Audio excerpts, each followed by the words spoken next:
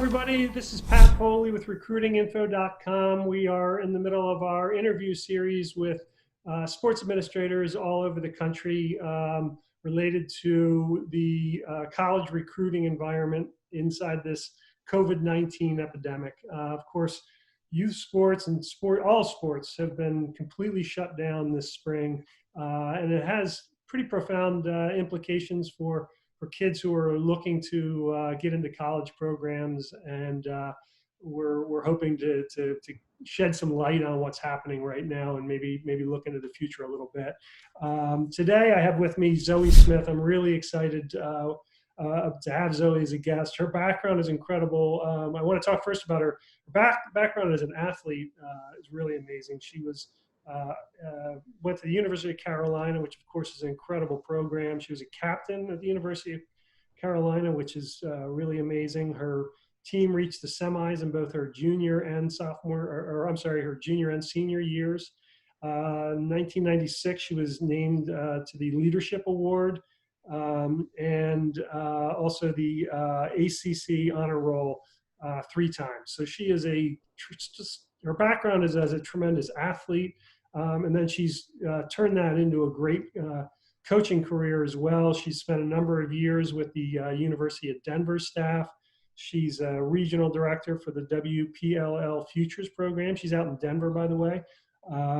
She's also an Under Armour coach and now has her own program called Summit Lacrosse. So welcome, Zoe, and why don't you tell us a little bit about your program to start? Sure. Thanks, Pat. I'm really excited to be here and talk to you guys about what's going on. So Summit Lacrosse originally was founded by Devin Wills, who is, of course, one of probably the best female lacrosse player ever when she was on staff at DU. And then it kind of changed hands a couple of times, and I came into it right around when I was working at DU. So when I took over, I sort of remolded it into the mission that I felt personally attached to, which is really about training the whole athlete, right? So we really want these girls to be better lacrosse players, but we also want them to be wonderful young women.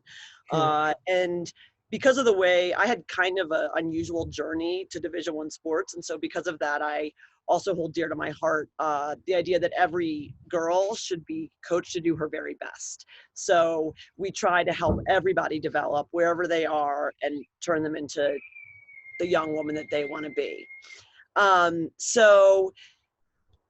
We are based here in Denver, and we're a pretty small club, all girls. And we do have some girls that roster for us that are from the Midwest. Mm-hmm. Short story long, we had, about 5 or 6 years ago, we had a handful of girls from the Chicago area guest roster with us. And then we realized that what we offer at Summit was not at that time, at least, being offered in the Midwest. And so we started to put together a couple of regional teams. And it's worked out really well. The girls, these are all non-traditional lacrosse areas. So sure. The girls come together. They're really excited to play on a team where everyone is motivated and is motivated to do things on their own outside of practice. And then when we come together, the chemistry just kind of happens, which is really neat. That's awesome. So, on a less bright note, I assume you've been completely shut down. Is there any, I've been talking to people from different sports, all different regions of the country for these interviews, and it is different everywhere. Here on the East Coast in the kind of the Philadelphia, New Jersey, New York area, we are going to be really late to reopen. What are you seeing in your area in terms of when the girls might be able to get back onto the field? Sure. So in Colorado, we're actually looking at that right now because we're anxious. Everyone's anxious, not just to get out of the house and to be together and play lacrosse, but of course our 22s and our uncommitted 21s are incredibly anxious to be able to have fresh footage to send to college. Sure. So right now we have kind of unsanctioned. We've noticed that some of our girls are getting together more for a pickup type thing. Some of our virtual offerings, we'll see that a bunch of them are together in the same backyard or something like that. Yeah. But right now, actually, my assistant director is at this moment working on calling fields, finding out what would be the earliest possible date that we could book. Yeah. Obviously, we might have to cancel, but we'd love to we're in a place where we feel like we can at least get something on the calendar where, even if it's only 9 kids, that's where we are. And it's similar in the Midwest. We draw from Chicago area and then Michigan and Ohio, which are all pretty conservative, although nearby is Indiana, which is opening up a little faster. So we may end up finding space there for our girls. Yeah, and of course, there's kind of 2 steps to it. One, you get them back on the field and you get them playing and training together, which a little easier to social distance there. But then eventually, it's the big step that's important is getting them playing again. And that's in our area, we have no answers yet. What we're thinking is going to happen is that around the time that we would be kind of wrapping things up, and in July, we'll be ramping things up hopefully, and then August usually, which is the quiet time, might be a really busy time for tournaments.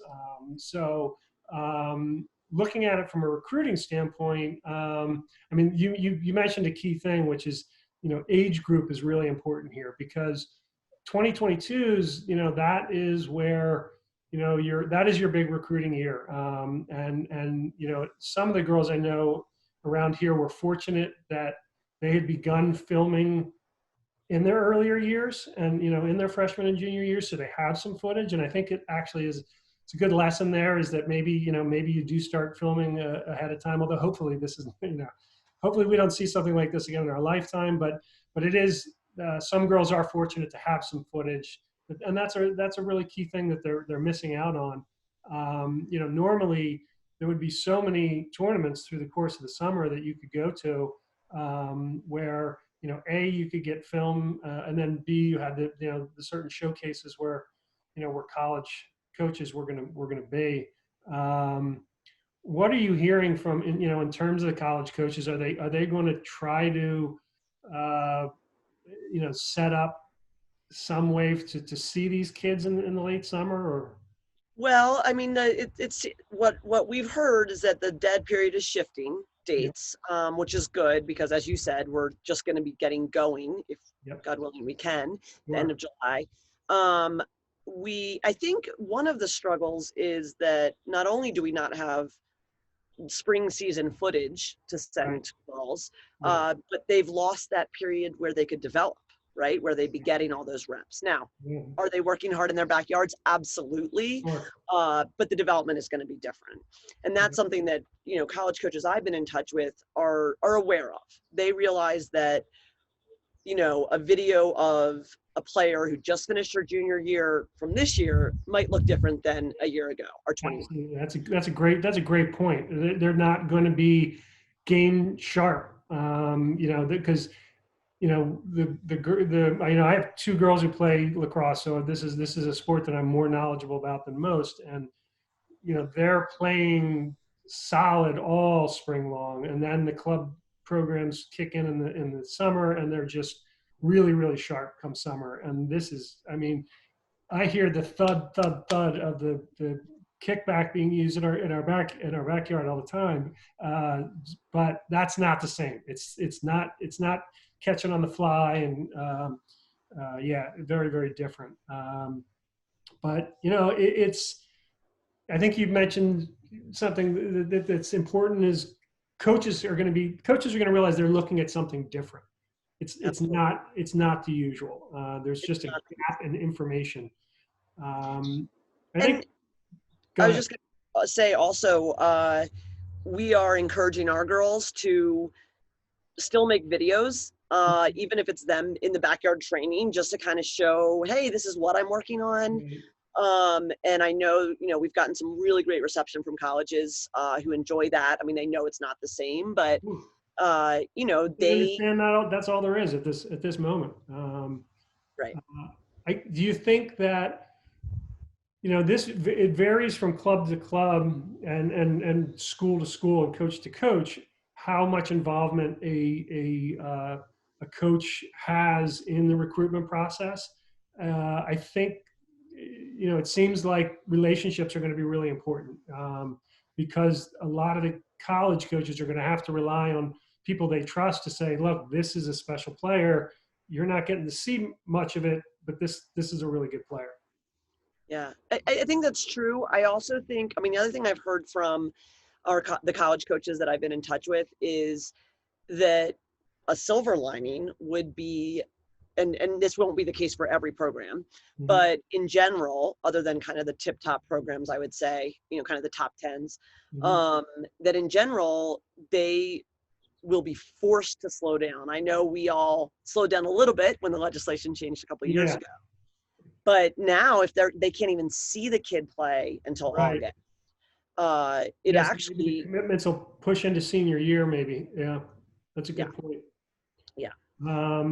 And yeah, I mean, what concern do you have that this could have a long-term detrimental effect in terms, because there's two financial pressures. There's the clubs. A lot of clubs are having financial pressures, obviously, because boom, they're shut down, and that's tremendously difficult. But colleges are also going to be facing tremendous financial pressure. You're going to have kids that aren't going back in the fall. There's going to be, and then the educational, or rather the academic, I mean, the athletic programs that are, your footballs and your basketballs they're really heavily revenue generating. That's not going to be there. Are you hearing anything from the colleges that there's going to be less programs or less kids taken in? Well, a couple things. I mean, for one, obviously, we just found out about the Furman men's program getting cut, right? Mhm. Uh, right now, I haven't heard of any women's teams getting cut. Right. I think that some that were on the schedule to become D1, D2, D3 are now putting that on the back burner. Yeah. And then, of course, the other impact we're going to feel has to do with the extra year of eligibility and how that will affect people. So, what it's been hard. It's been tough news to deliver, especially to my uncommitted 21s. Sure. I think that the financial piece is really important, and from my sense, every program around the country has a different situation. How Mhm. many of their girls want to come back for an extra year? How much scholarship money is available? Have Yeah. their budgets been cut? All those things. So I've been treating it on a case by case situation, Mhm. which is challenging because there's a lot of programs out there. Yeah. So I do think we're going to see girls who, you know, I have a handful of very talented uncommitted 21s who I think would have been committed by July 1st had this been Mhm. a full year, to possibly really great programs. And Right. now, I mean, that could still happen, Yeah. but they have expanded. I've encouraged them to expand their search and look at, okay, where can you get in academically that you could also play? Right.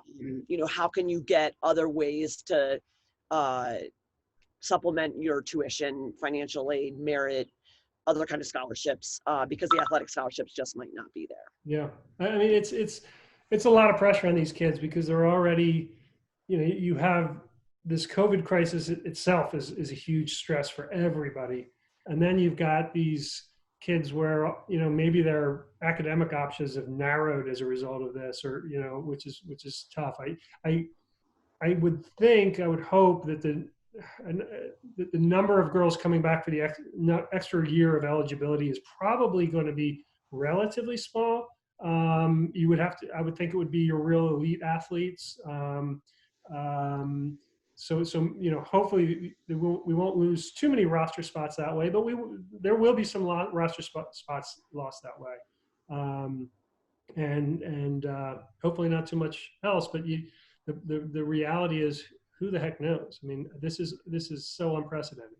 Yeah, there's another way that the budget is being impacted, which has to do with how much travel the coaches are going to be able to do for recruiting. Uh, Oh, and that is very interesting for me because, of course, our girls have to get on a plane and go back east every time they want to be seen. sure. Yep. So one of the things that those of us in these areas, we've been collaborating, people who were my biggest rivals are now on speed dial on my phone so that we can collaborate and figure out how to solve these problems. But, we're trying to figure out ways, like you said, for the coaches to see the players, which Right. video, without anyone having to travel. Mm-hmm. And it could be great in the long term. I mean, for those of us who, I live in beautiful Colorado and with my husband and kids, and I love summertime. My husband's a teacher, so he's off. You actually probably saw him walking by gardening already. Yeah. But I spend the entire summer on a Southwest airplane or in a hotel in Bel Air, Maryland, or, New Egypt, New Jersey or something. So,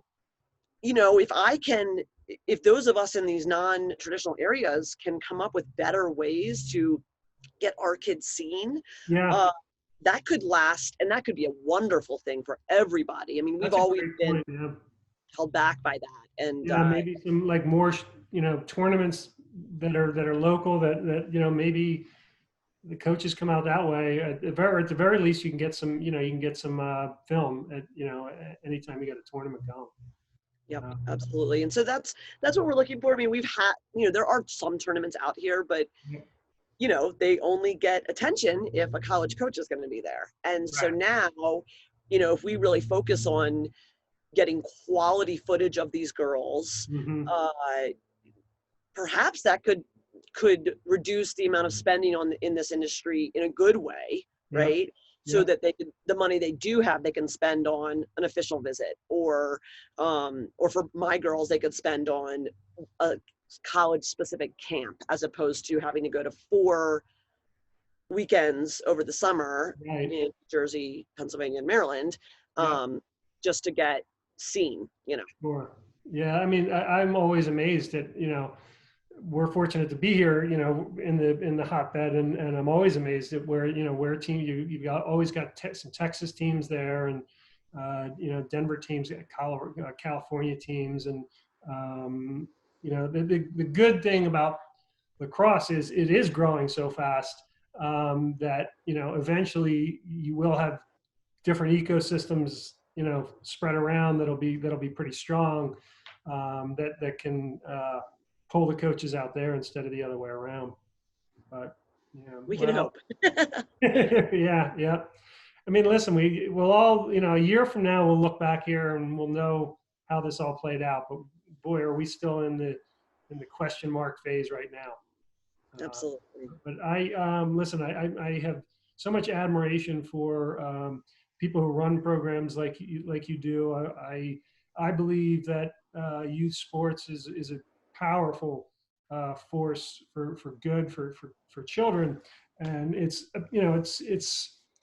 tough to see it get interrupted like this.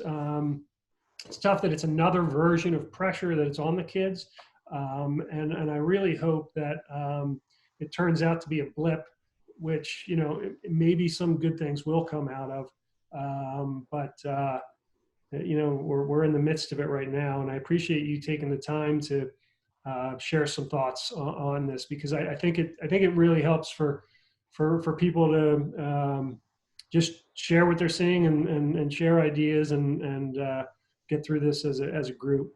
So it is. It's really lovely to be friends with people who I've gotten to know some new club owners and event coordinators through this, and I think we all have one thing in mind, which is what is best for these girls, and that's incredibly important. As a father, I'm sure you understand. 100%. I've got 2 kiddos, and their mental health is so important right now. Absolutely.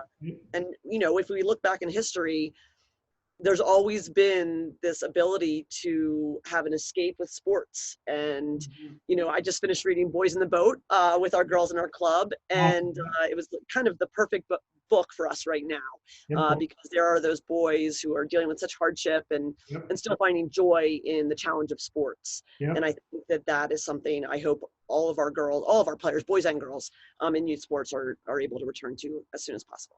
Yeah, agreed. Well, I'll be looking for you at a tournament one of these days. So, definitely. Thank you so much, Zoe. Thank you, Pat. Yeah.